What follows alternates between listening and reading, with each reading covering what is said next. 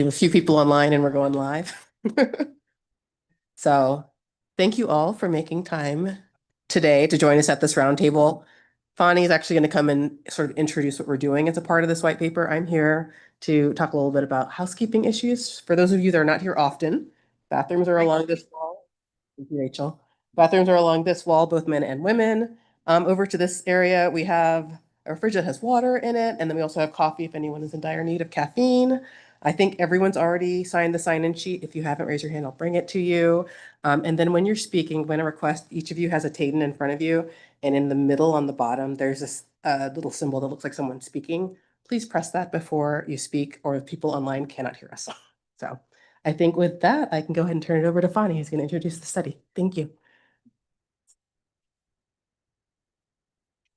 All right.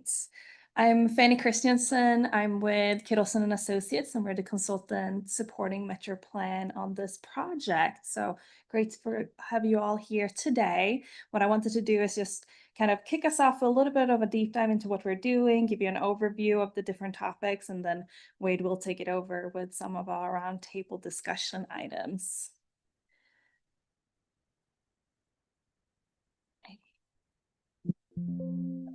Okay, there we go. All right, so this project includes kind of three major topics. It's a literature review, it's stakeholder outreach, and then developing a white paper. And our consultant team is me, Wade Walker, and Lika Liu, who is the project manager. We're all here with you today, and you're all part of the stakeholder outreach. So this project got kicked off here earlier in September and is looking to wrap up in April of 2026. So we're just in the initial phase of this project, and a big part of getting this kicked off and starting developing that white paper is what we're doing here today. So as I mentioned, our first big task is really a literature review to get an understanding of the different resources that are out there, what is some best practices, some good lessons learned when it comes to our project of finding that balance between speed management and emergency response. So this project really, started off with some questions getting asked, how do we balance these two needs in our community when it comes to getting people to the emergency response areas that they need to go, getting fire there quickly, getting EMS there quickly, but we also want to slow people down on our roads to make sure that we get less crashes happening on our roadways. But so how do you balance those two topics? So this first task really helps us look into that holistically. And that's another big part of that is understanding what the ISO class rating is. So as we know, that is something that's very important for our fire department and important to our communities because it does help bring insurance rates down. We know Seminole County Fire Department received ISO class 1 rating back in 2022, which is a very, really shows the excellence of the fire protection that is being provided.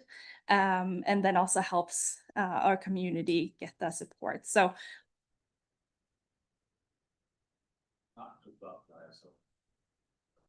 you may be. It's what that represents, and it's the effectiveness of the fire response, EMS response, which ultimately saves lives. It's not just about the insurance costs is a great, that's an extra added benefit to business and the community. But the other part of it is really the primary reason. Just to put out there. Yeah, absolutely. Because like you said, it's about saving lives, and that's what's important, and making sure that service is getting provided in the best way possible.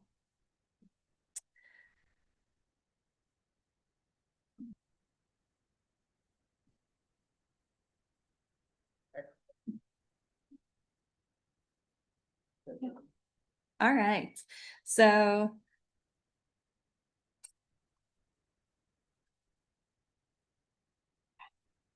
okay, so kind of continuing with the literature review task, we really started that off, and now we're looking into the speed management strategies and emergency response time elements. And a lot of that is looking at what's happening here in Central Florida with all of our counties and cities, but also a little bit bigger picture, what's coming out from FDOT guidance and also federally, and maybe some partner states and partner agencies to bring us up to kind of these categories here. So just to give you an idea of all the work we've been doing up to this point, there's a lot of different elements that we're looking into. The site guidance and policy is a big part. We want to understand what is being allowed to be implemented on our roads and how does those elements impact emergency response time. So that's kind of that safety versus response time. There's been some great studies done, a lot of good pilot projects looking at the impact of travel time on certain elements like roundabouts or speed tables or speed humps, and then understanding how are those getting implemented on our roads, and what is the coordination looking like with our partner agencies and emergency response. So we're also looking into different speed management guidelines and emergency response time guidelines, and yeah, some of those best practices to see what can we implement in this white paper and ultimately, recommend as part of this study. Question?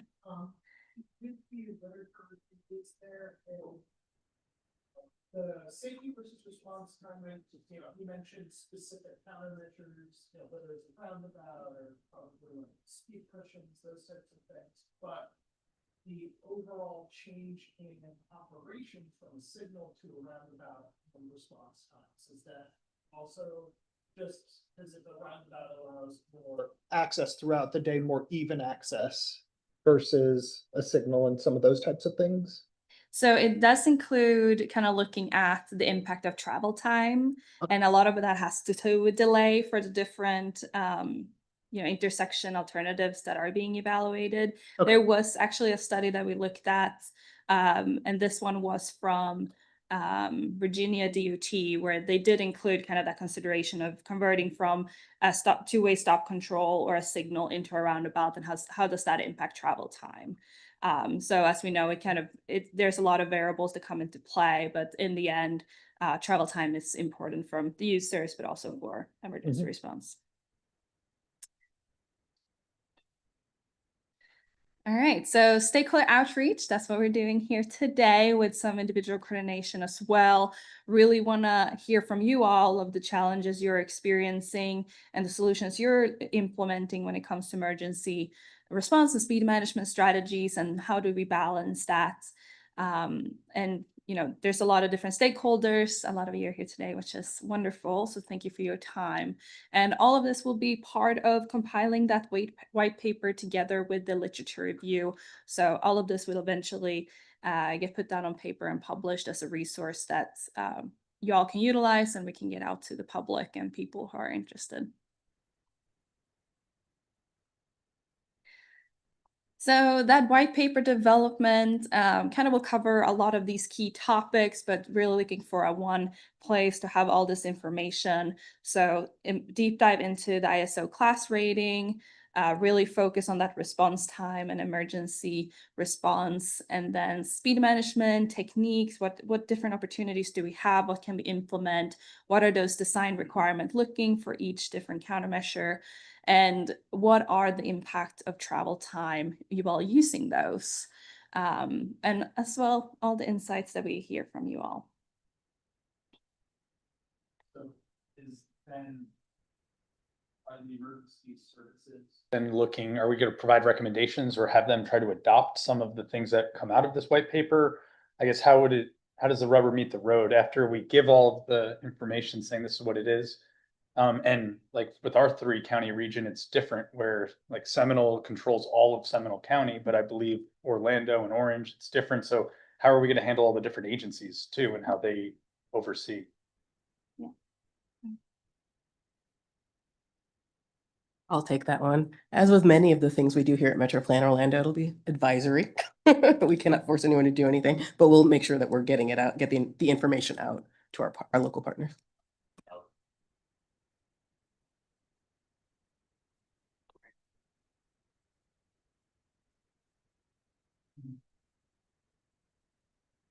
City roads.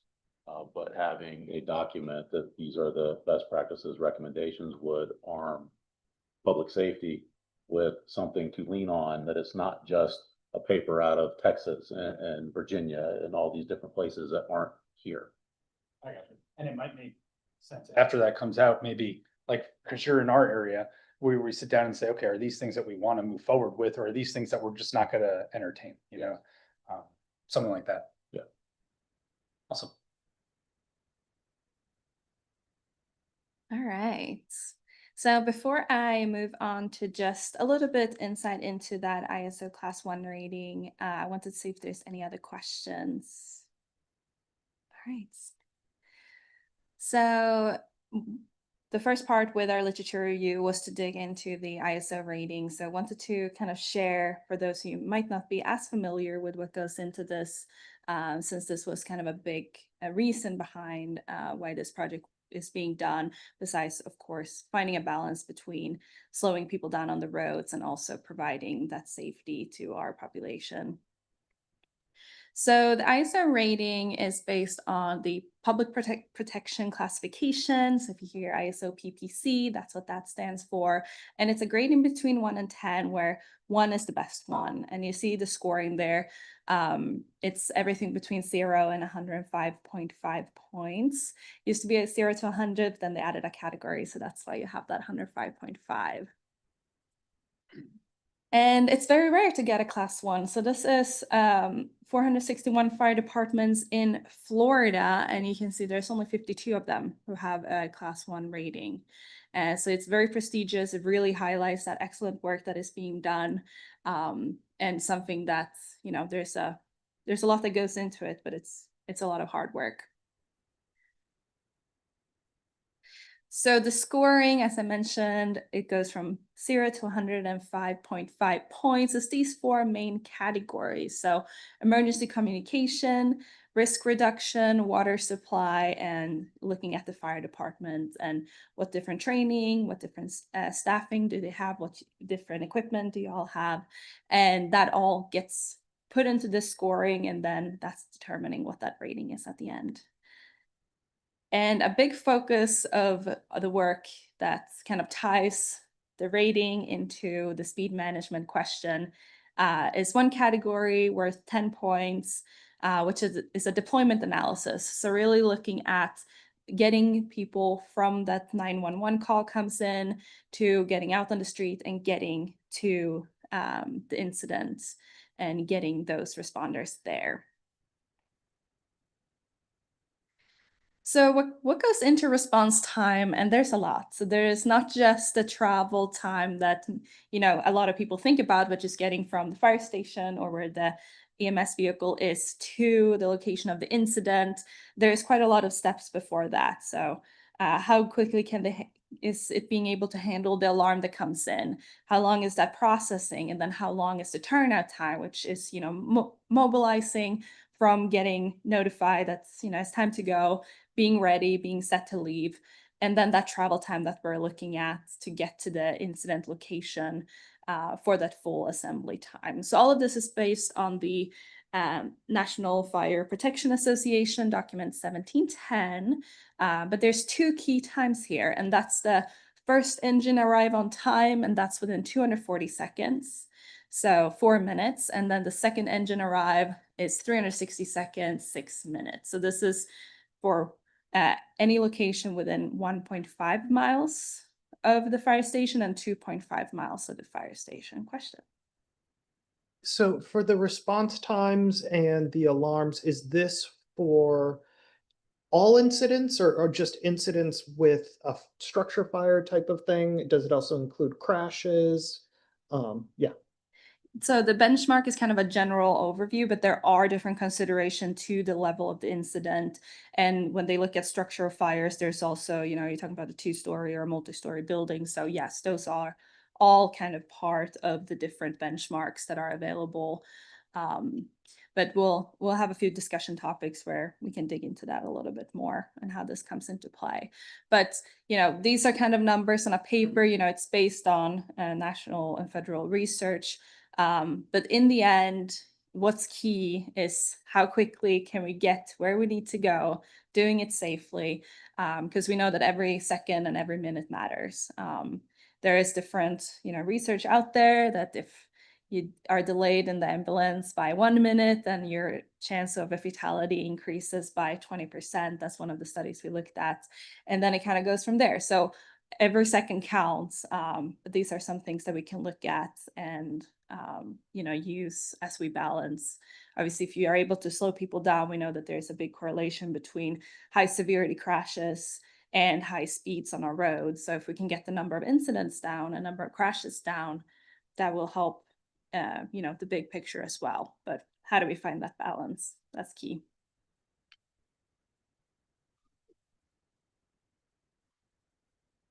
Here, because all of us in the Central Florida area are all hazards fire departments, as far as the big three, there are and many more. You're not just providing fire protection, you're providing extrication, you're providing EMS, and it even becomes even more critical on the EMS side. You see all these different steps before we're actually getting on the road and then driving, when all of those things are under our control. We can process the 911 calls fast. We can get butts out of chairs as quickly as possible into the trucks and on the road. Once we pull out of the station, we've done everything that we can do, other than knowing how to get to the call, that we can do to cut off fractions of a second here and there. And then when it comes to traffic calming, putting physical impediments in the way increases that time.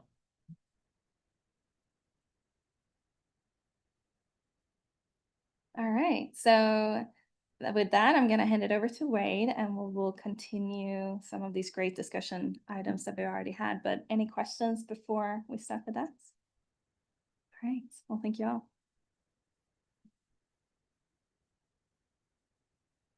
Thank you, Fanny. Wade Walker. I'm a engineer, transportation engineer with Kittleson. Work with everybody here. This is a topic or the intersection of EMS response and transportation engineering, providing safe streets and roads, has been a topic that I've worked with for many years. One of the things I like to preface any of these discussions with is, number one, we all, the EMS profession and the engineering profession, when it comes to streets and street design, we're always all on the same page, right? Because we all agree on everything. Is that right?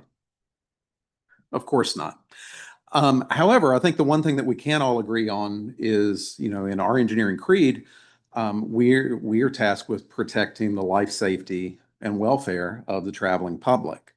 You as our EMS practitioners are also tasked with protecting life safety. So I think there's common ground, and how we get there is going to be critical. So today, what we wanted to do is we wanted to hear some different perspectives. I've got a little bit of a cheat sheet with some starter questions, but the way that the topics are going to really start to fall out are this idea of the first set of questions is really dedicated more to our EMS practitioners, and it really has to do with those emergency response times. What kinds of things influence your emergency response times? What are your predominant types of emergency response times? How do these things factor into your ISO rating, and just typical behavior things? We have some starter questions up here. I don't want to tie everybody to these questions. If there's something else that we want to kind of talk through, please feel free. But if I could just start out by asking, what is the predominant kinds of calls that you have? Are they conflagrations? Are they traffic crashes? Are they medical incidents? What in a typical day, what is the most prevalent call that you're fielding?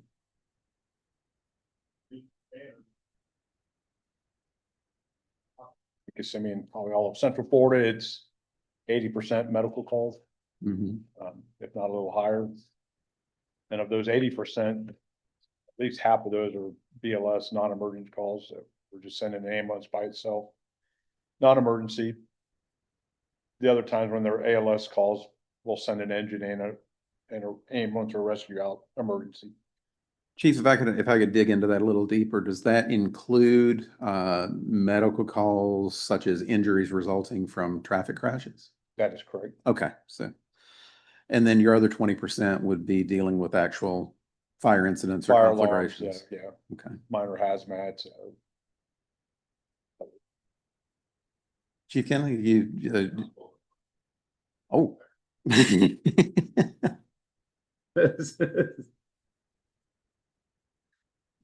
All right.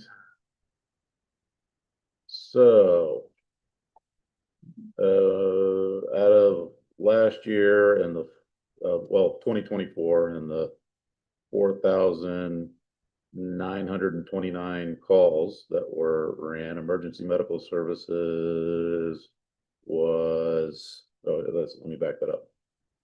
The total number is 50,796 total incidents. 43,929 of them were EMS calls in nature. 5,366 for fire suppression. 960 were hazardous materials. 97 were on the water. Another 419 were technical rescue, and then 25 wildland fires. Okay, So as you can see, the vast majority is emergency medical. or the services. emergency medical, okay.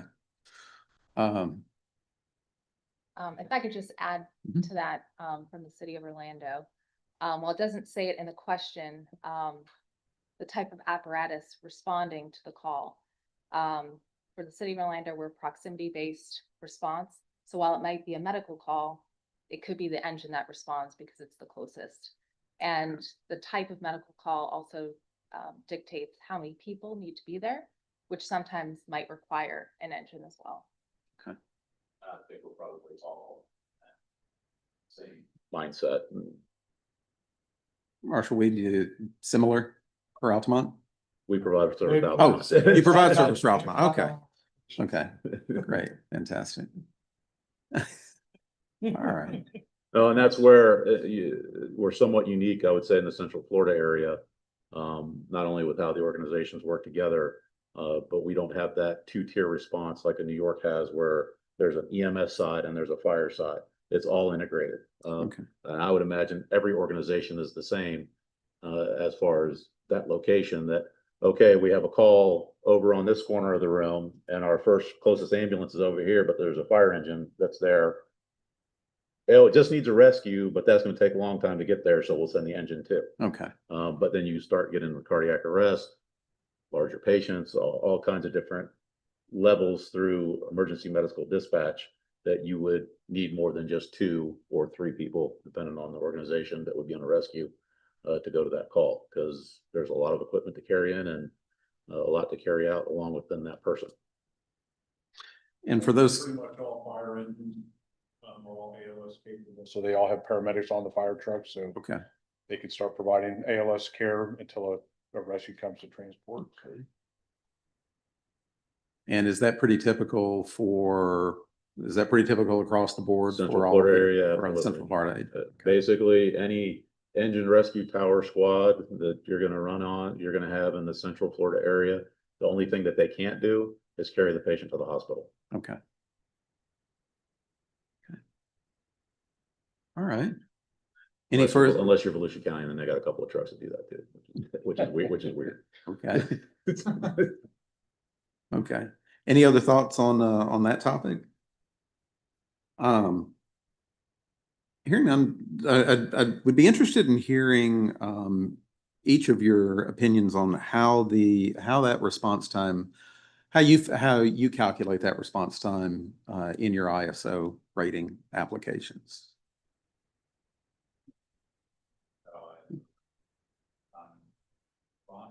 For the time it went on scene, Okay, that is the time. okay, And again, to somebody's point, it's not just the first due unit, it's then the whole complement, depending upon the type of call. I mean, just something like a single family residence, we need a minimum of 16 firefighters on scene with 1 aerial device, a tower truck, and varying number of people on each truck. some of ours have 3 on the engine, some of them have 4, so you have to send enough units to equal that many calls. So it's not just the impact on that first new unit, it's every unit after that. Yes. When you're talking about EMS, it's not about the response to, it's now the response to the hospital. And now, so we've just doubled the impact if we have to go back over those devices. And something as simple as I was actually, was just outside of Kissimmee at a soccer tournament, and a kid was in a soccer tournament, and somebody else, thankfully, landed on their head, and they flew him out. And 2 reasons: one, the distance, but the other, that going down Boggy Creek would be like going through a ditch in your backyard for 30 minutes. That's not going to be good for a neck injury. Yeah, okay. Those are traffic calming devices. Not fixing potholes is a traffic calming device. Yeah, whenever you see 100-year-old trees on the side of the road that look like they've been hit by vehicles multiple times, those are traffic calming Yes, they are. devices, and pretty effective ones, I might add. Chief Walls, anything to add on that, on the? So, but, I mean, we look at call handling, so the second the call is received, we start the clock, so typically we try to have our dispatchers dispatch the call within the first 60 seconds to whatever incident, whether it's EMS or fire. And then once the firefighters are in the truck, and it's all automated now, we have sensors in the truck, so the truck has to Okay. actually be moving and rolling down the road. That starts the clock for response time. Okay. And it's all geo navigated, so when they get close to the scene, it'll show on scene time and stuff, so. Okay. So. Curious, whenever you talk about the geo navigating, and Chief Kinley, do you have the same kind of equipment, and City of Orlando, similar equipment? Okay. Does it take into account real-time traffic conditions? Does not. Okay. That's on their roadmap. Okay. So it's not similar to like Waze or another GPS. No, where it will tell you that- there are some systems out there that will incorporate some of that, but nothing is perfected yet. But all of them, our CAD company included, which I know Orange County has, it's coming. It's coming. Okay. And we talk about traffic signals.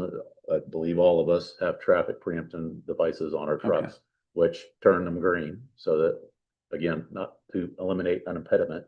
Yeah. So you have those on the trucks. Are all the signals in your jurisdiction equipped with the preemption? No, Okay. but all the major roadways do. Any new signal installation or new roadways that are built would I have wouldn't them? say always. I would say that all of our major roadways have them. All your major roadways have preemption.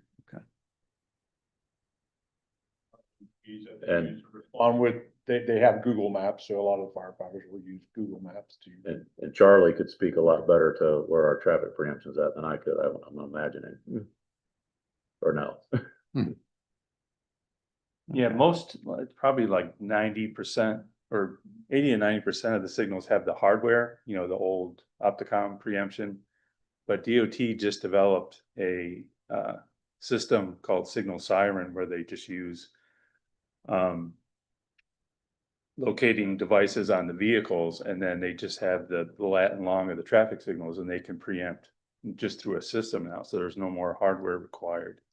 So that's just a matter of setting up each signal controller to have the different directions of preemption. So it's an amazing system that DOT developed to save agencies millions of dollars. Okay. Right now, we have both systems on all of our trucks. One's photoelectric, so you have to have line of sight and be within a certain distance. And then with this GPS, it senses us coming from much further away, and even to a point where we're hoping that it'll be that it even knows we're turning, because that's where the GPS is taking us, so that turns the light around the corner that we would normally be able to change to get that traffic flowing also. Yeah, I don't think we're quite there yet. No, but Jeremy showed me it, and they have the ability. Then it's all it is just making sure that when you guys get the call and have your GPS located so you know where you're going, it's just sending that same message to the signal siren, and then they could actually clear those. So that's relatively easy since they built such a powerful device. Like, it's really cool seeing, and you don't need the line of vision they have a cone so you can see where it's impacting, and you can go almost 2 intersections out. It's pretty cool. Wow. Okay. to eliminate seconds Yeah, or fractions of or seconds. fractions of a second. Yeah, understood. Um, so in your current planning for emergency response, as you start to look at different routing, are there streets or places in your jurisdiction that you try to avoid if possible? I know if there's an incident on one of those routes, then you have to be there, but for instance, it may be the shortest distance, but the traffic's always backed up, or there's a lot of traffic calming, speed management on that route. You're nodding, so everywhere. So we have John Young Parkway down into Kissimmee from 192 to Vine Street, 192 down to, down to Pleasant Hill into the county area. It's terrible from 3 in the afternoon to about 6. And Mhm.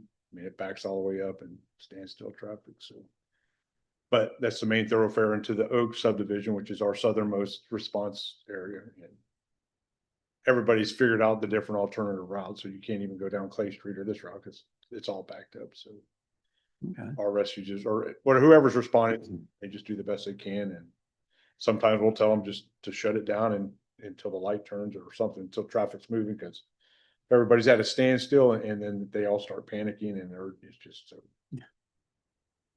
That's John Young Parkway, 192. It's not so bad in the city limits out towards Disney. As you go towards Disney, it's bad. No. Okay. Any, Of what's gonna be the fastest route, to up to and including the traffic calming devices now in our CAD system, which gives you a recommendation on a route. It's again, not real time as far as traffic, so it's not calculating that in, but we can and do go in there with these different traffic calming measures and add that time in, just like it was gonna be a stop sign or something Okay. like that. And there's varying time impacts dependent upon the device. mhm. Okay. And I think you brought this question, or you brought this question to bear earlier, but are there specific types of speed management that are more detrimental to you guys' response time than others? Can you elaborate? Anything vertical. Anything vertical? And you're talking 10 to 15 second impact. And just here's something that's recent that was put in the city of Altamont on Central Parkway. They put in 2 raised crosswalks, and I had them pull the numbers this morning to look at what the impact has been, and it's about an additional 20 to 25 seconds to our response time going down that road. We've put into county code a different type of traffic calming device that has less of an impact, achieves some of the same measures unless you're looking for a crosswalk, with the cutouts, or very similar to what Orlando has been doing, where for the base of our trucks and the tire widths, there's cutouts. Okay. Yeah, there's speed cushions, except there's cutouts, so that our trucks can pass through there with less impact. And we've figured that out to be about 3.5 seconds per device. 3.5 seconds better than if it was a, No. Oh, 3.5 only seconds. adding a 3.5. only seconds instead of the 10 and a half. Instead of a 10 to Instead of 15 10 to second 15. impact. Okay. And don't even get me started on roundabouts. I actually, I'm gonna have to go there, No. unfortunately. So I have mixed emotions on roundabouts. Okay. I completely understand the use of a roundabout of trying to keep that flow through happening better. If you were to just take a straight run road, and we've had this happen on State Road 46 when they put in the 429, we had certain response times going out to certain addresses, and we can look over history and look at that. And every one of the roundabouts has about a 15-second impact on our response times. Mm-hmm. Now, if you take a road that's already congested and add roundabouts, I theoretically think that there may be an improvement there, because yes, it's impacting our, if there was nobody on the road, which is not often, but keeping that traffic But moving. it's, yeah. So it depends on the scenario Yeah. on, and I don't know how to tell you what the impact is. Yeah. I have one that I know of on State Road 46. Every roundabout that was put in, it added 15 seconds to the response. Okay. And one of the things that I don't think us engineers would think into it, because I look, that race crossing, how is it taking this long? You're just driving over it, but then it's all the other vehicles that are being slowed down as well, that I don't think are being calculated into some of these devices we're putting in, because we are slowing everybody. And like Central Parkway is probably a good one because, well, we were in construction for 2 years, so it was already jammed. So that could have been some of the impact, but now we're slowing those people down in that spot, so you can't even get around them, even if the device isn't slowing you down 20 seconds, it's slowing the traffic down, and there's Well, nowhere for them to go. Something like that does, and and that's, I felt the same way. Well, how can that be slowing us down that much? Well, I'm driving a 60,000-pound fire truck. I'm coming up to a change in elevation. I have to slow down as I'm coming up to it. I've got to go slower over it, and now I have to accelerate on the other side. So the impact is, Another one right after that. yeah, hundreds of feet. It's not just that device Yeah. where I'm in my Miata and I'm coming up to it at 90 miles an hour. I slam on the brakes, go over it, and then I'm back up to 90. Yeah. Just, I never would have thought it was that much of an impact either. Well, because I've seen videos of some of our fire trucks throughout the 3 counties going over some of these, and you don't see it, but it's because the road was clear.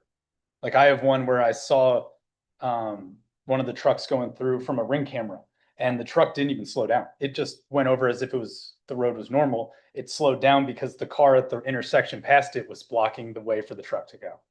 But it's also, each raised crossing could be designed slightly different, where if it's an asphalt one that's kind of smooth, almost like Orlando's humps, you guys could roll over it, but if it's a severe cut, then it's a little bit different. But I'll also say, because there's another side of this, and this is why I believe Sarasota,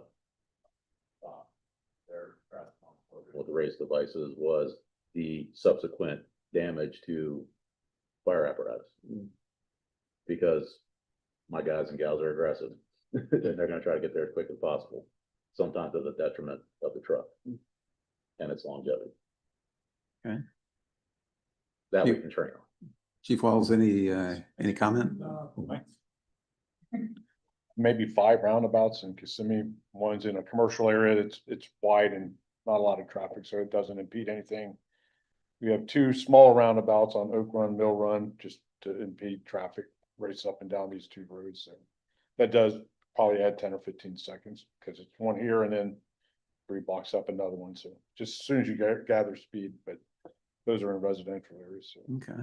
But I think those are the only roundabouts we have. We have some speed humps that do the same thing. Okay. It's not a big thing for us right now. Okay.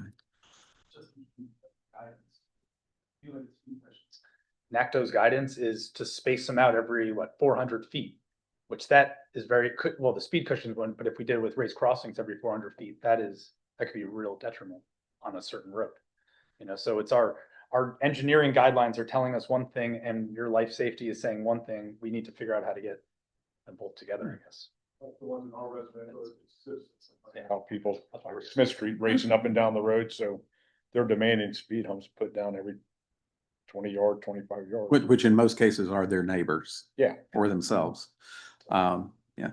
City of Orlando, interesting to hear, because I know the city has a lot of speed management in place. Drive avoid streets with speed bumps, they will avoid roundabouts, they will avoid brick roads.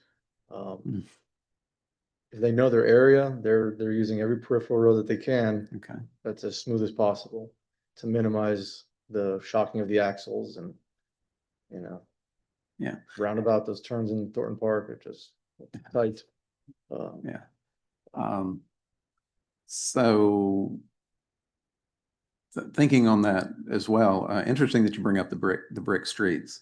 Are there things, I mean, you say that your drivers, your operators know kind of these routes. Is that reinforced at all by the GPS that's used for the route planning, or the system that's used for the route planning? No, the routing is based solely on speed limits on roadways and how it calculates the Okay. shortest route. but Okay, not the most practical route. okay, And so that's where knowledge of your territory comes into play. Our drivers, they know which roads to avoid. okay. All right. As in many other industries, we're such on the precipice of huge advances Yeah. and how they're gonna impact the way that we respond. That part, it's just, we're right there. Mm-hmm. And if you had to give an estimation, is this a year away, 2 years away? 3, no more than 5. No, 3, no more than 5. Okay. If not tomorrow. Well, and I would say to that point, to accommodate that, what we're thinking about from kind of the design side, not even design, but is making sure that we have good records of our roads, of, you know, the typologies of the stop controls, the speed management control, brick, not brick, what type of signal infrastructure, because if we're not feeding that data into whatever system we end up with, you know, we have an incomplete data set. So we're really focused on making sure we're getting the right types of data so that when it might help you, it might help EMS, it might help, you know, whoever it is, but that we have a good data source for that too. Okay. Well, perfect. I want to give the engineers and the roadway design practitioners equal time here. So let's move on to that so that we'll have some time at the end to kind of bring everybody together. Yes. Before we move on, just one more item that we haven't talked about here, but we talk a lot about in the city of Orlando is on-street parking. Okay. And challenges when maybe the cars aren't parked as closely to the curb as they could be, and the apparatus just physically cannot get through. We've had issues with that. So that's a hot topic in our jurisdiction. Okay.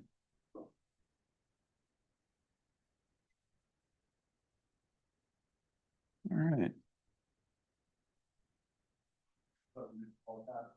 It's been there for years now, and I guess when the developer was submitting the plans, it, you know, I don't know the exact measurements, but from curb to curb, they had different scenarios where to allow street parking or not street parking. So they went the cheapest route. So they said, all right, no street parking. They had signs every 20 feet saying no street parking. And now 10 years later, the developer's gone, and now the HOA is demanding that they be allowed to park on the streets there. And we've been fighting that back and forth with that. So you know, the developer's always going to look for the cheapest way to develop it, and then we got to deal with the aftermath of it. Yeah. Understood. Understood. Okay, let's go to the topic of speed management, and I think this will kind of this one's a little more geared toward our engineering and roadway design practitioners, safety practitioners. So what goes into for your various jurisdictions? What goes into that decision of where you would actually implement speed management? Lorraine, I'd like to start with you, kind of from the high level, the state level, in looking at where does the department look at implementing speed management, and what drives that? Right. So I think the first thing that we look at is the context, like who is using this corridor? Is it people just driving through? Are there people walking? Are there people biking? You know, obviously an interstate is going to be different than State Road 50, you know, all these different roads. So I think that's like kind of the first step. I'll use OBT as an example, because we do have raised crosswalks through that corridor, 6 of them. It's a 1 mile segment. It was our deadliest corridor in District 5. 2 to 5 pedestrian fatalities a year. And there's a lot of people walking down that corridor out of necessity, right? They don't have cars, but they need to get to their jobs. They need to get to the grocery store, whatever it may be. And they were crossing anywhere and everywhere. And the transit stops did not coordinate well with where there were crossings, where there were signalized intersections, for example. So that project did add 6 raised crosswalks. We moved transit stops to be closer to those. And probably the most impactful thing was the fencing that went down the center. So now we only have people crossing at the raised crosswalks. We did use street light to understand the delay to a just to a driver, not necessarily from an emergency response standpoint. And I think it was like 3.5 to 4 seconds of delay through that 1 mile segment. Which based on the numbers you have shared is not enough, may not be the full impact. And so I share that because that corridor, that is who was using that corridor. And our goal was to get to 0 fatalities in that corridor. In the 3 years since they have been implemented, we have had 1 fatality. It was in the crosswalk. PHV had been activated, 2 lanes of traffic stopped, the 3rd lane did not, individual did not stop. To go further, they fled the scene, and then very shortly after, their truck was on fire. They're being set on fire. So that was a whole situation. So, the way that we're typically looking at it is, did we get to 0 fatalities on that corridor? So yes, we may have achieved that, but as we've met before, Chief Kinley, there's other folks that you're responding to and not just crashes, right? And I feel like that's why we're here, right? Is to find that balance. Just because it's something I just recently researched on Sunday, we have a roundabout up in Flagler County, very rural, straight state road, no stops, county road, stop. We've had a lot of fatalities there, and we just put the roundabout in recently. We had a lot of pushback from the community and things like that. I was trying to give our district secretary some talking points about the benefits of roundabouts. And I took all of the intersection crashes in District 5. And 0.55% of the crashes at intersections were fatal. Okay. At that intersection, and I haven't done a more robust look at all of the roundabouts, but for that one, 14% of the time when there was a crash, it went fatal. So compare that to the average of 9 counties in Central Florida, and it was a very similar number, 0.54 for the state, to 14%, right? So there's that balance again of, well, we're eliminating the fatalities. Basically, we've had 1 fatality at our 12 roundabouts, and the gentleman was going 120 miles per hour. So I'm not sure that that was the roundabout causing. Tried to launch over. I know. It was going to happen at some point too, So I'm sorry, I tend to go off No. topic. That's not what you were exactly asking, but we want to understand the context. So for that Flagler County intersection, very rural, nothing. And it's same thing on the county road. It was just straight shot. And so people were just missing the sign. And that over the years, the county had put in, the LED red, we put in the rumble strips. I mean, you do all the things and the fatalities were still, happening. So, we do try to set a target speed. For those of you that are not familiar with target speed, previously we would set a design speed, which was oftentimes higher than the posted speed. And very simply, because people go over the speed limit, right? So if it's set at 45, but they're probably going to drive 55, we want to design it at 55 so that they're not flying off a curve or, lane departures and things like that. Now the idea of target speed is all of those numbers should be the same. We want them to drive 45, then we should design that road so you don't feel comfortable driving more than 45. Whoa, that lane is narrow. I don't feel comfortable going any faster. That type of idea. So that, along with the context, is Okay. really how we kind of get there. I think what she's saying is the conflict that I have in my mind. Obviously, fires where my expertise is at and going to be the primary concern, but also understanding this is a global discussion. And the thing that gave me pause in doing my research over quite a bit of time was, I think it was a study out of Texas, which I wouldn't even know how to reproduce. But their conclusion was that, yes, the traffic calming measures were saving I'm just saying numbers, 5 lives, but the ancillary increase in EMS and fire response times was causing this many deaths, which far out exceeded the lives saved Mhm. for slowing down some cars.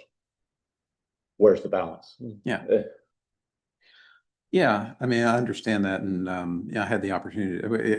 It's interesting. One of the things I've been fortunate enough to do was help facilitate a session at a Lifesavers conference several years ago, and that was one of the big topics was, um, if we're all in this for safety, then, where do you draw that line? One of the, kind of to speak to your point, one of the things that one of the EMS practitioners said was, yeah, I understand that, we, um, the life-saving balance or the fatality balance may be off, but I'm still having to respond to every one of these crashes where there's injuries or severe incapacitating injuries. And so, is there a balance there as well? I think there's just a lot of moving parts. And that's one of the reasons we need to all get together. And that's actually part of the next topic, but I don't want to spoil the surprise. Um, anyway, so we heard from the state level. Anybody on the local city level want to chime in about? Yes. Hi, everyone. So, Fire, I'm sorry, I can't see your name from here. Matt. So you mentioned a roadway that recently installed some speed bumps or race crosswalks. Was your department and you involved in the review of those plans for that installation? No, No, okay. 'Cause that's, and it will be from this point forward. exactly, that was my point, because in Orlando, that's what we do with, what we did before, now I'm Kissimmee. But in Orlando, that's what we did before with our, developmental plans for the design phase, 30, 60, 90, 100, we always submit to fire department for review and approval. And I will be doing that with you now, for the fire department. Our fire inspector. DRC. Correct, yes, so we'll keep that always in the in the process, so that you guys have a say and can see that difference in how is the response time now versus how it's gonna be after the implementation of those improvements. Yeah, and we have criteria that we've developed within unincorporated Seminole County. Gotcha. The next step was getting our cities, Altamont, Castleberry, Winter Springs, that we provide fire protection for, but still have their own building department. Altamont being unique, they still have their own fire prevention, Mhm. and getting all of that working correctly. Perfect, okay, yeah, because I wanted to ask you, Jim, you mentioned, he says he sees a lot of problem with that installation of those, traffic calming measurements. Do you see, and you said you don't see that in Kissimmee? I don't know what the technical term, like on Lake Shore, they're not raised very high, I don't know what, Speed bump or race crosswalk? it's, yeah, raised across. And then the roundabouts too, so you say you the don't roundabouts get never reports of longer response time No. because of this implementation? Not from the roundabout. Now, some of the residential streets where there's been racing up and down, those speed humps are pretty significant, Okay. high and stuff, so. Do That's you- where we would see response times hindered. And do you know if we are keeping record of that response time change before and after project implementation? I don't know. Because that would be something for me to Yeah. look into in the public work department, because that may be why you don't know, because you're not aware of that change. Yeah. So that's something we have to look into and make sure we're addressing that time response change. Yeah, but I think like Matt was saying, like on Smith Street, where there was a lot of drag racing. I mean, just, it's gonna slow it down and you're gonna, Right. because that's a really elevated speed bump, so they're gonna come to a complete stop, fire truck, Right. go slowly over it and then have to reaccelerate just to get to the next one and slow down. I mean, I think there's like 3 in a row and probably 40-yard measurement, so. Gotcha. Okay, thank you. Yeah, in general, in Kissimmee, most of the complaints we receive through our system are like code enforcement or police department referrals. Mhm. Is speeding, not really something that's transportation or traffic engineering related. It's just not adhering to the laws, the speed, the management laws. But yeah, so that's something that we're gonna be working on together. Okay, very good, Victor. You completely skipped ahead, but that's okay. That's okay. Like I said, there's no rules. It's free form, and I think those two questions kind of go together. So with the other cities, and Yeah. we've heard from two of the counties, I mean, is there coordination that's happening? So I'd say we are very similar, DOT. We're gonna look at the type of roadway Yeah. before. I'm not just gonna put something in just because, oh, it's the new bell and whistle. Does it make sense in that area? Right. 436 is a road that will never have a raised crosswalk. It just doesn't work with that condition. I would say, like, right now I'm working with Jesse, and you'll actually probably have something this week or next week. We're updating some of our standards, and I'm putting in the standard detail coordination with the city engineer, our fire marshal, and Seminole County for public or private treatments like a speed cushion. Okay. So things like that, so that now we're putting it even more in writing, because a lot of it was through our DRC process. We would coordinate with Jesse, who would then coordinate with fire. But when it came to our projects, that's where there was a stopgap. Yeah, because if our project didn't go through DRC, then it didn't go through that. So we're fixing that right now. Okay. So Lenny, this is for, so you would have that coordination, memorialized in your, Right basically now- in your standard details. Yeah, for it'll be in any the call. standard detail for the speed cushion, but one of the Okay. things I'm working on is putting our complete street policy or some of our speed management together, and there would be that reference in there where Okay. having that coordination, making sure that it's both the public and the private side are both doing that, because there may be a private roadway that they want to put something like that in, and we may not care because it's not our road, but I know you all would care, so we want to make sure you guys are. Ultimately, it's wired. Yeah. Through NFPA 1, Yep. it's the state as a dog. So that's how we will start that. But I would say, like, the speed management types, one thing, we don't put speed bumps in. They're not allowed in Seminole County. Right. So we've also adopted that, but we're looking at, yeah, in Altamont, but Seminole County doesn't allow it either, like It's gotta meet requirements. So Seminole, we worked with the fire department, and a few years ago, we came up with a whole traffic calming policy, and it's on our website, all the Mhm. details of, we make sure there's speed limit signs, and then, we look at the 85th percentile. If it's more than 5 miles an hour, we'll see if we can do other, non evasive countermeasures, striping, signing. And if there's still an issue where it's the 85th is still 8 miles an hour over the posted, then we can start looking into traffic calming. The couple issues with that, though, is the county doesn't have funding for that. So if a roadway wanted traffic calming, they would have to fund it themselves through an MSBU type of program. Okay. And then it also has to satisfy criteria from the fire department that, as Chief Kinley said, each device, even, our standard would be the cushions with the gaps, but even those have 3.5 seconds. So the criteria that we worked together to develop was that it couldn't increase the response time by more than 1 minute. So essentially that's, you couldn't do more than 20 devices, right? Because that would be over a minute. Or if the area is already 5 minutes response time, you couldn't do anything because it would just add more, right? 5 miles an hour was from ISO. Station, but just the closest unit, if it increases its response time where it already is greater than 5 minutes, then they're not allowed. Because Okay. we're already not meeting the standard, and now we're just gonna not meet it by more. Okay. So again, we've only had a couple instances where we've actually gone to, the MSBU, and the neighborhood funding it has to go to a vote, all that stuff, and we've Mhm. only done it one time, and it actually got shot down surprisingly. But so we're kind of limited now to, doing the most we can.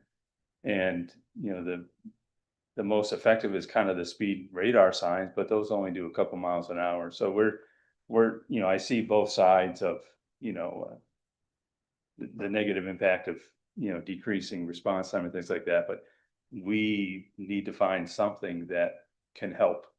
Because everything we're doing, signing, striping, even the radar feedback signs, doesn't do a whole lot. Vertical deflection does work, but it works to the detriment of emergency response. So there's got to be something. It'd be nice to find some other tools. Yeah. Law So, enforcement doesn't want to enforce. yeah. Well, even when they are enforcing, they're not able to They can't be catch everywhere. everybody. Right.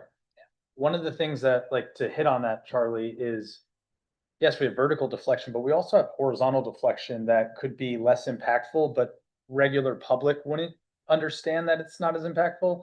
Spring Oaks is a great one. We did chicaning with pavement markings. So in theory, you have to stay in that lane, but the fire truck could go straight through and they have a wide shoulder that's now striped out. So I think it's the placement and where to put it. Now, yes, if I wanted to, I could drive as fast as I want on that road and through the chicane, but people aren't going to do that because they're trying to follow. Visual aspect. Yeah, of- and we put a median in to kind of force it so that they couldn't make those faster turns, but we made sure it wasn't going to impact buses or emergency Yeah. services. So it's maybe putting those things in, narrowing the road. 436, I think that was a great thing that the state did, narrowed those lanes. You go a lot slower, but if you need to, people get out of the way and they could smooth. So I think it's just Yeah. the type of treatment. Uh, Vertical might be last option. They've made some, two things. One, coming down Palm Springs, they're talking about doing some things, and I think they're gonna put in some rumble strips that kind of cut in rumble strips, and see how that may work. I don't know if that gonna end up being what it was, but on quite a few roads, and I don't know what you call them, where you're making those hash marks on the roadway. I know it was on the news, on Ronald Reagan. Well, those little, you got the white lines on the side, but now there's a hash coming in, which gives you the visual representation that the road got smaller, even though it hasn't. And it even just stands out and it makes someone acknowledge there's something different. I need to be more aware. You know? Yeah. Yes. So for the, sorry, I still work at the city, so. He left, so I'm mad at him still. So for the implementation of speed management, there's kind of a few different buckets. So one of the first ones is, as we've kind of heard, resident concerns, complaints. Everybody's speeding down our road. So our traffic studies group will go do speed studies, safety studies, and then kind of we build on from there, including our emergency response folks. But that's for a lot of our built up environment where there's not as much new stuff. For new development, we're trying to incorporate speed management techniques, and it's not always vertical, deflection in some of those, but on the, I'll say, obvious raceways through some of these new neighborhoods where every street's kind of small, there's curvilinear, except that one spine street with no on-street parking and it's just wide open. So that'll be part of our development review process. And then lastly is we are instituting a process in the city anytime there's a fatality or serious injury for any of our vulnerable roadway users. We go to that location, we bring a host of people from different divisions within the city to look at, okay, what were the contributing factors to this crash? And are there ways that we can fix that? Sometimes it's just lighting, sometimes upgrading signage and pavement markings. In other cases, it's okay, there's a speeding issue. How do we slow down vehicles? Jacques, if I can probe a little more into the development review process, is Sure. that for new developments or Yes. redevelopments? So Yeah. if they're building a road Mhm. or if they're building a street, you're going to look at the overall site layout, and if you Yeah. identify one that looks Yeah. oversized, you can. Either that, or if there are, if there's an elementary school next door and we know Mhm. this neighborhood is built for kids to walk there. Yeah. We want to make sure that we've got either the stop controls in the right place or speed management techniques. Because what we don't want to do is come back in 3 years and spend a lot of money to address. Doing speed management Yes. techniques on a street that Uh-huh. could have been designed Yeah, for the right speed. In the first place. Okay. to the point made earlier, I'm a big subscriber to design it like you want people to drive it. And we're doing a lot of work on Dowden right now where it was designed to one thing, then it was signed something very different. People are still driving to what it was designed, but we just somehow magically expect them to slow down because the sign has a different speed limit. So we're spending a lot of effort putting in a lot of different elements, not necessarily, speed tables, but even just to narrow down the whole. And it's a lot easier if we can do it at the beginning. Mhm. So do any of the jurisdictions presently prohibit implementation of any, yes? You get to jump in there. Oh, go ahead. Go ahead. I'm gonna say this disclaimer, I'm not an engineer. I'm here for Kelly. However, I'm like his protege. And I also built a project, constructed a project, Southcott, which we did. I sent an email to Christina. So we do that, and I gotta send one to her soon because I Don't got get her. 50%. I know. I try to play nice. And that's the good thing about not being an engineer, because I look at it from a different perspective than all of that technical stuff. I kind of sit back and say, just me as a person, if I'm driving this, I take that approach to different things. And I think that's a good element as well. But I do work with engineers. Yeah. I used to work with Lenny as well. But here's the thing, with our we implemented the first ever, we call it a pilot at first, speed cushions, and which had that ability to have that wheelbase of the fire truck to go through there. And we kind of looked at some of that and see how that went. We actually had footage from a Ring camera that showed they were able to kind of just go through it without a problem. And then also the raised mid-block crosswalk, it was kind of a different slope. Now, on my other project, which was Central Castleberry Connectivity, we have we got a lap agreement to do Winter Park Drive, and that was done based off of a corridor study, public input, and things of that nature. With that one, the raised mid-block crosswalk, we couldn't do it the same as we did on Southcott because those are two different roads. FDOT did not pay for that, the one on Southcott. So what I found is that it was the slope had to be different than it was on Southcott. Southcott allowed for the ease of a fire truck to go over it without a problem. But with the different slope that we have to put on Winter Park Drive, that's going to be a little bit more steep. Winter Park Drive is going to be a little more steep. Right, Okay. and that's It's the according to transition. it's according to FDOT, and because it's lap funded, we have to our specs had to go according to what they would approve. And just to piggyback, because Southcott is more of it, it's a raised crossing, but it's really a speed hump. It's more like what Orlando does where it tapers down on the sides, because Okay. it's an open channel there. Open It's not curbed and storm inletted, where Winter Park Drive is. So now you're getting that higher elevation, you're getting to that 6-inch curb height. So now they're doing either the 12-1 or the 20-1, but it is more severe because that hinge point, I think you're doing it concrete, right? Yes.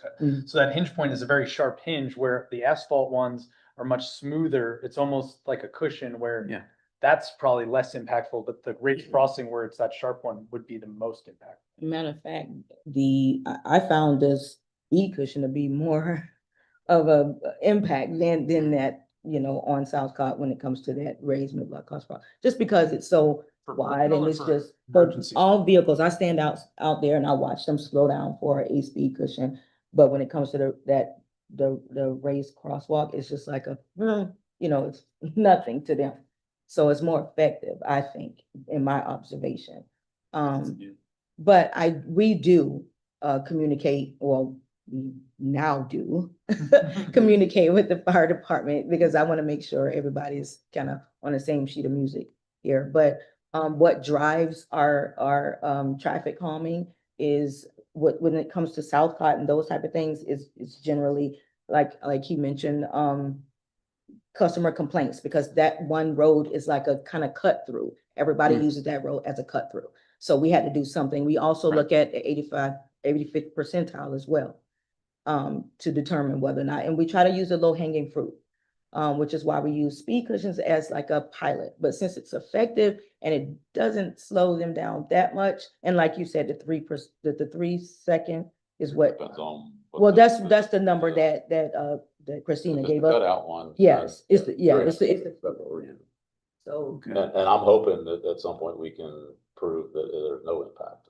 Right. That's what I hope to And that's into the consistent. future. She sent us the same thing to Jesse for, we're trying to put some in, and it was across, that's the exact same thing Yeah. that she got. So it's at least being, we know it's consistent Yeah. between agencies. And that's what we try to use, we just take that Mhm. model and just apply it around the city. But only on those things, and Winter Park Drive, as I mentioned, was studied. It was a corridor study Mhm. from 434 all the way to 436. Yeah. So that was intense, and we had a consultant do that and everything. So we are only constructing it based on the recommendations from that study. Mhm. And did fire have were they a stakeholder in the study? Not on the first one. Okay. I cannot answer that. Um, But I can tell you, as I just received the 30% plans on a portion of Winter Park Drive, I'm sending those to Christina probably tomorrow Okay. when I get back to my office, so. Okay. It's something to consider for consultants, because we'll ask for a traffic study. You know, Mhm. the Central Parkway speed tables came about before Lenny and I were there. But, you know, we have a we have a study of implementing them from a consultant. Mhm. So maybe it's something we're gonna start to require, hey, another task, coordinate with emergency services. Mhm. If you're really looking into one of these things. Yeah. It should be something you guys propose to when you're doing similar. Yeah. Cause there was nothing in there about that. Yeah. In this. Okay. roads, like more specifically, I care about Altamont's roads that you would want to block off, but for everyone, are there specific roads that you have identified that you're like, okay, these are our major thoroughfares that maybe the cities or the other agencies might not have? So I don't know if, I would assume 436 is the road that Seminole County would want to use when they're going to a site, but maybe it's Palm Springs or Central Parkway where there's key connectors or arterials that we should avoid putting certain things. Like, I just don't know if there's a map available. We have a request come. I forget what our benchmarking is. I can't quote it off the top of my head of what we consider a major thoroughfare. Like when they came to us about potentially putting traffic calming devices on Palm Springs. No, that's major, not only for response, but transport to the hospital, because Altamont Hospital is right around the corner. So we look at those, anything that's being proposed to us, we're gonna go in and look at, okay, how often are we've been using this road? When it comes to the traffic calming devices, one of my fears is human nature, and we've already kind of talked about it, about avoiding those roads with traffic calming devices. Okay, we put it on this road. Well, now everybody starts going down this road. Well, now they want it there, so we put it on this road, and it just becomes saturated. Like, I'd love to see, just me personally, like, if I had a map of some sort and I know, okay, these 10 roads, we're never gonna put anything vertical here. I now have that in my head, or, Yeah. but maybe it's an annual thing where you're seeing, here's an uptick. All of a sudden we saw this road now, for the past 5 years, we're getting a lot more calls here, because like Gateway Drive is probably gonna be one. There's not a lot there, but we know there's a lot coming in with apartments. So that's gonna be a huge uptick most likely in calls, because now if you have 800 new apartments, you're gonna have all these new calls. So it's trying to just future plan with everybody. Subdivisions, apartments. They pop up and now we use that road a lot. Chief Kenley, if I could dig into the Palm Springs example just a second. You said that's one that you don't want anything on. Does that include? Didn't want anything vertical. Didn't want anything vertical. Yeah, Okay, just wanted to and clarify. so that Okay. they got a new engineer, Joe Lapola, who seems to be very intelligent. Who's proposed some different things to do there, that Okay. are other than a physical vertical impediment. Okay. So would the practitioners in the room agree that most of the issues revolve around vertical deflection rather than horizontal, or is that an overgeneralization? I think it's the hardened vertical and hardened horizontal. Well, all vertical has to be hardened. But the non-hardened, where if you're not narrowing the road physically, like I think Castleberry did a great job with some of their roads. They're pulling in and making you think that the road's narrow, but they're leaving the asphalt still out there. So you have a 4-foot shoulder on each side, but the roadway is only 20 feet, edge line to edge line. So I think that shouldn't impact the services that we need, because you have the ability to still have that footprint you had before. It's if they curbed it at 20 feet, now you're impacting significantly everybody. So Lenny, let me just, and Lorraine, this is something that I know you guys have had a lot of success with the chicaning. But you try to maintain what the width was. You're just shifting the center line. Is that correct? So that's straight ahead, just it kind of does this, so you're not likely to just. Yeah. I will bring a topic that we've been dealing with over the last week was really intense. I'll just say that. We've been dealing with it for a while, but where we're putting in separated bike facilities. So you have your curb, and you have bike lane, and then you have concrete curb, zippers, whatever it may be. And we hear two things from, this is traveling public. It's it's too narrow. It might be an 11-foot lane, but they don't have that buffer to, slightly, move over, that type of thing. If it's a landscape traffic or something like that. To do this. When I'm doing this, I need some room to, to move around. Unfortunately, I see that a lot. I'm sure we all see that a lot. Yes. But we also have facilities that are curbed, it's concrete lane line and the lanes. So that condition exists even without separated bike lanes. And so, because we get, well, what if the fire department needs to come through, and where do we go? Well, where do you go on this road? Where do you go on this road that doesn't have a bike lane on it to move over? And you go up on the curb, you find turn lanes, you figure out a way to get out as much as you can. So I just wanted to bring that up as as something that we're getting from the driving public. We're not pulling them up right now because we haven't seen the perception, issues with it. But Lorraine, are you seeing most of those? One. Yeah. Are you seeing most of those on facilities that don't have curb and gutter currently? No, they have curb and gutter. They do have curb and gutter. Okay. The example I'm thinking is 436 between Old Cheney and. Yep. Got a call about that one yesterday. Okay. Well, yeah, it was a slightly different issue than that. Somebody in the bike lane was hit, and so they were talking about the crosswalk and how do I know that there's somebody coming in that bike lane, but different issue. Okay. Sure. One other item, and I know we're mostly talking about travel to and from an incident, but another really helpful discussion that we've had recently at the City of Orlando with our traffic calming, particularly when we're looking at narrowing up the roadway or on-street parking locations or even medians, is access to the water source and that side of it as well. And where the fire apparatus have to station, and getting our development review folks a little bit more informed about that side, because it's not just the getting to the incident, but also once you're there, is there room to set up? Is there room for other vehicles to approach?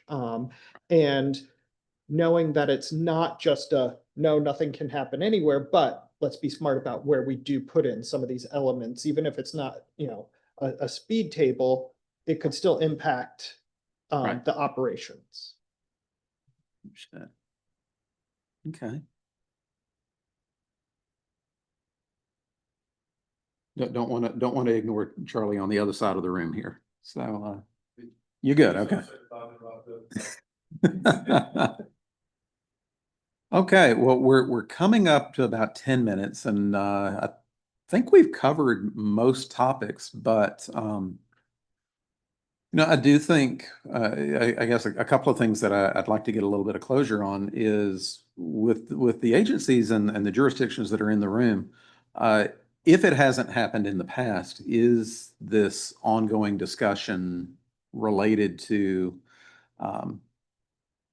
areas that are being considered for speed management, bringing the EMS practitioner in on that decision-making process? Is that happening across the agencies at this point, at least the ones that are in the room? Okay. Okay.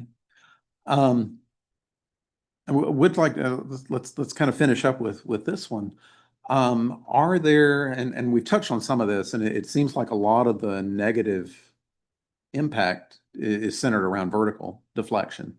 Are there any horizontal deflection measures that you might be more reticent to consider? Such as neck downs or chokers or mid-block chokers or enhanced landscape that can provide some enclosure. Are there any other measures that that give you pause as a first responder? There is choking the roadway so much that the vehicles have nowhere to go when our fire trucks are coming behind them.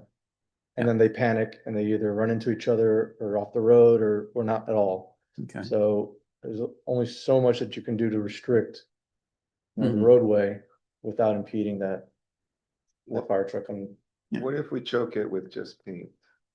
Just the white line is further from the edge of the asphalt. Yeah, if you didn't do the side, like you didn't pull the curb out, That, doing like that paint chicane. because we've been Yeah. doing some of that. You're using their brain against them. Right. We do sometimes put a concrete median in the middle to choke a little bit, but we'll always leave more than the 10 feet we've striped. We've got really 13 feet of asphalt.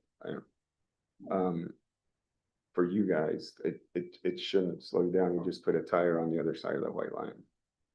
Is that something you guys would find?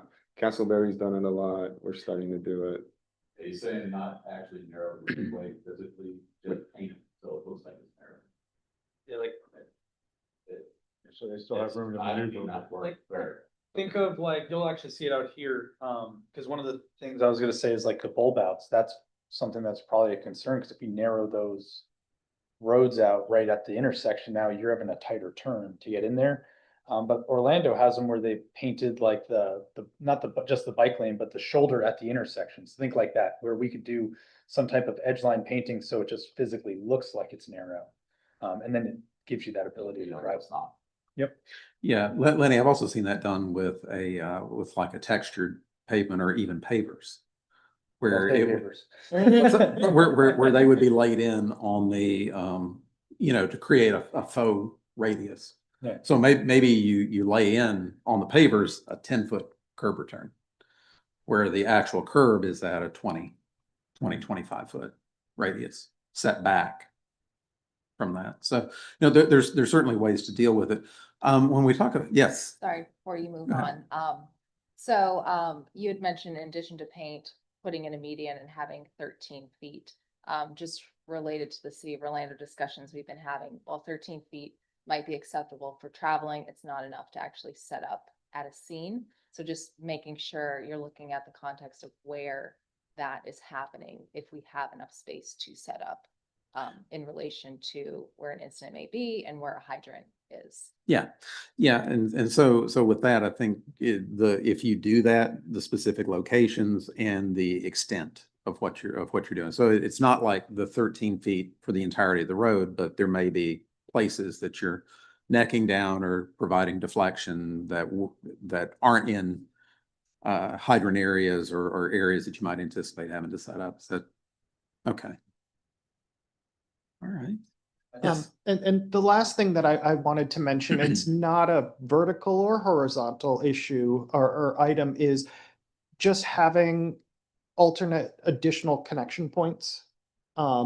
It's a big thing on my end is the more routes you have, the more choices you have to get to a location. If you have a neighborhood with only one access point, and something happens, then that sucks. So just having those additional routes and everything is helpful. Yes, it does lead, it can lead to, exactly what you said of, okay, we put traffic calming here. Well, now there might be some diversion of traffic. Some of that, I think that a lot of times is whether people see it or not the same way is perception.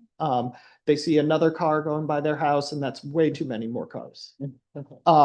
But having those additional connection points, it helps with both, okay, if that whole segment is blocked by a crash or an emergency response, other folks can still, coordinating agencies can still get around and assist.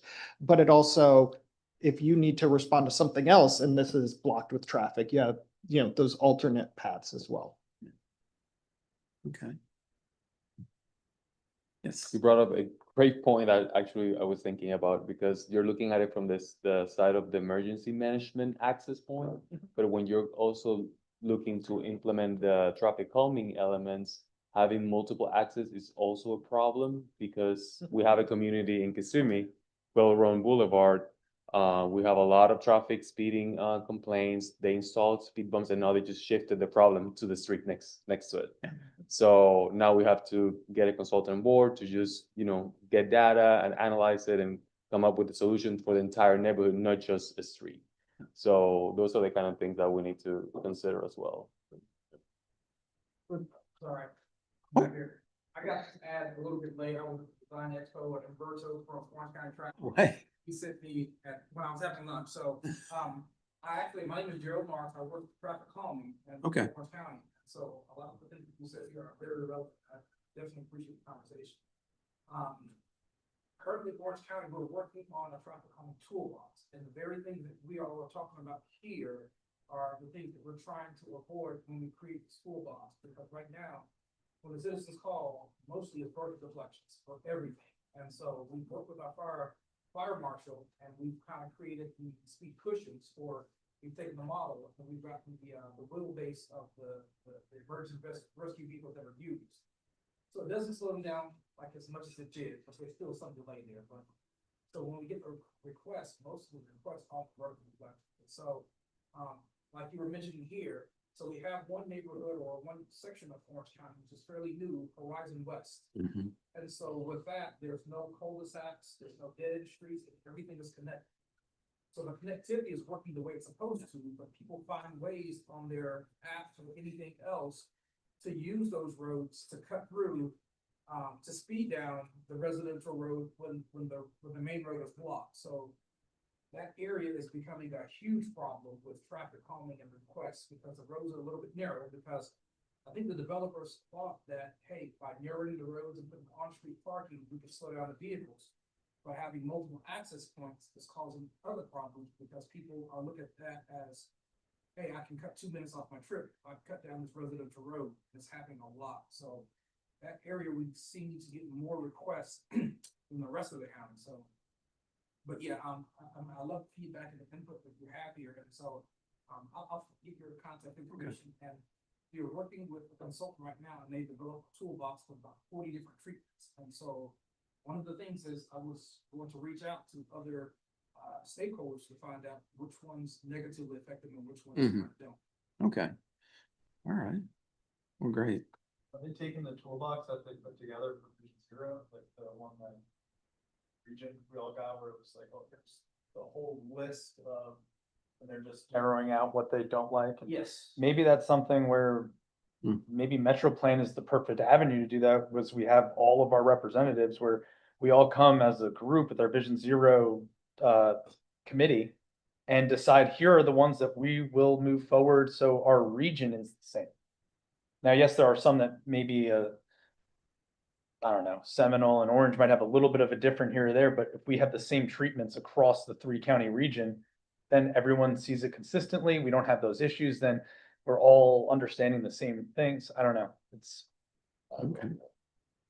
because then all of you aren't having to worry about, well, I came into this town. Do they have raised crossings? I don't know. Like, is it in the system? It's just, here's across the board. We all say we're going to do these 10 types, and then every couple of years we could come back with Metro Plan and figure out Did they work? Do we need to add new ones, take them out?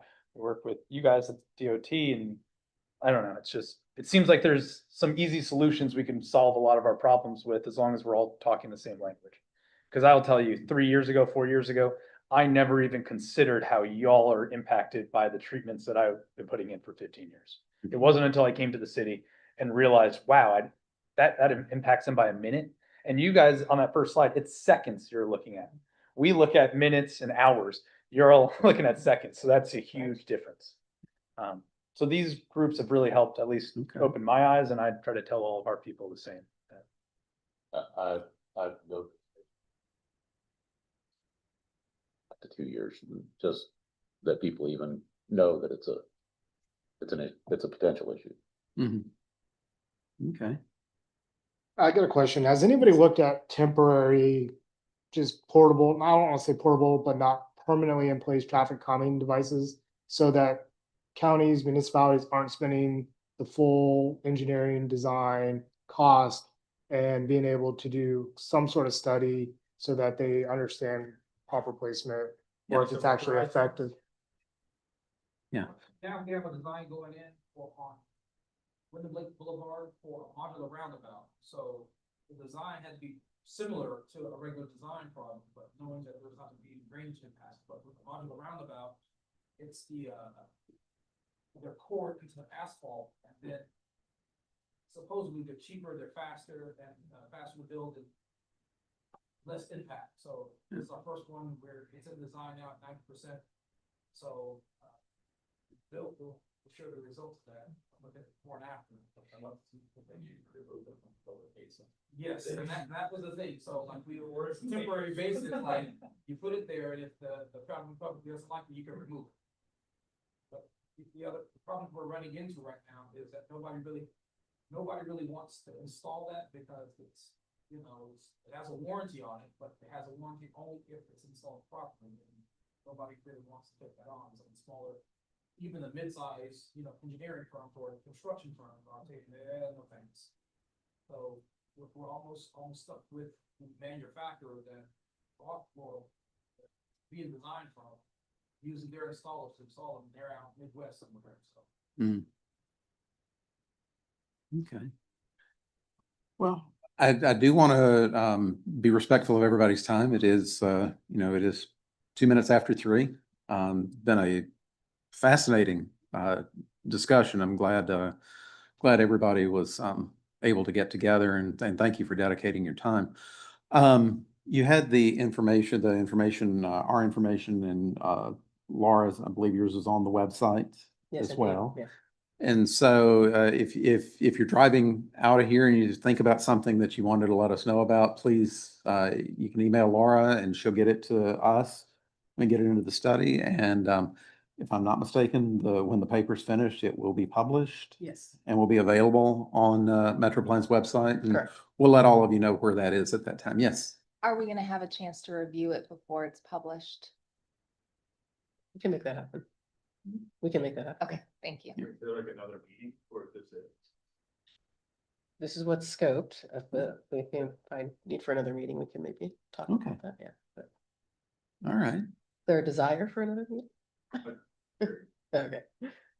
It might be good after the paper drafted and we've read it and have this meeting again and then see if there's anything else. Yeah. Okay. Okay. Well, thank you again. Thank you again for your time. Certainly appreciate it. Like I said, great discussion, and we certainly appreciate it. Certainly going to make a better study on our part.